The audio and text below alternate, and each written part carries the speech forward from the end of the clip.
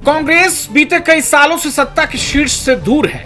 सत्ता का स्वाद चखे कांग्रेस को कई साल गुजर चुके हैं। उसका सामना बीजेपी के रूप में इस वक्त देश की सबसे बड़ी पार्टी से है, लेकिन कांग्रेस अपना पूरा दम सत्ता के शीर्ष तक पहुंचाने के लिए लगा रही है। कांग्रेस में इस वक्त राहुल और प्रियंका पूरी कमान संभाले हुए हैं। बीते कुछ सालों से राहुल ने जैसे अपनी राजनीति को धार दी है, उसे खुद बीजेपी के कई नेता भी मान चुके हैं। वही बात प्रियंका की करें तो प्रियंका गांधी में लोग हमेशा से ही इंदिरा गांधी के अक्स की तलाश करते देखे जाते हैं और प्रियंका इस कसौटी पर खुद को कई बार खरा उतरवा भी चुकी है। वहीं एक बार फिर जब संसद में पहलगाम को लेकर चर्चा चल रही थी तो कांग्रेस की तरफ से पक्ष रख रही प्रियंका सुर्खियों में आ गई।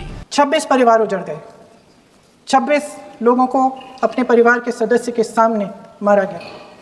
26 बेटे, पति, पिता गुजर गए।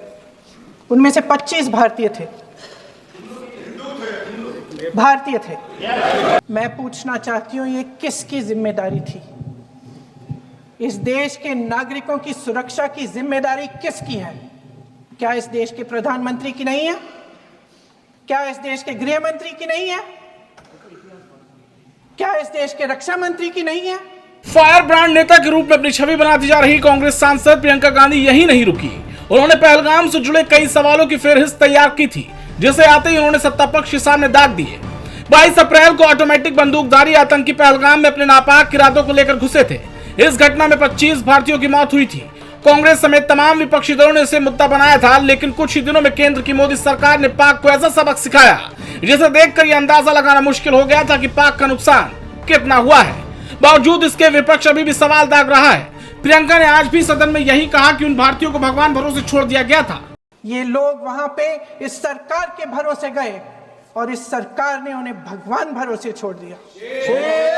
जब सरकार झूठी और कायर हो तो वे बहादुर से बहादुर सेना के साहस और पराक्रम को भी कमजोर कर देती है। विपक्ष के इन सवालों पर अमित शाह बीते कल भड़कते नजर आए थे। उन्होंने साफ तौर पर कहा था कि विपक्ष की हरकतों के चलते ही ये वहां बैठे हैं और अगले कई सालों तक वहीं बैठे रहेंगे। भारत के विदेश मंत्री पर भरोसा नहीं करोगे? ओथ लिया हुआ व्यक्ति यहाँ पर बोल रहा है, ही इज रिस्पॉन्सिबल। माननीय अध्यक्ष जी, इसीलिए ये वहां बैठे हैं और 20 साल तक वहीं बैठने वाले हैं। पहलगाम की चर्चा के वक्त जिस गहमागहमी की उम्मीद जताई जा रही थी, ठीक वैसा ही नजारा दोनों सदनों के पटल पर देखने को भी मिला। सरकार ने जहां बचाव किया तो विपक्ष अपने सवालों पर अडिग रहा, लेकिन इस पूरे सिनेरियो में सदन में माहौल जरूर गरमाया। Output desk, Prime TV.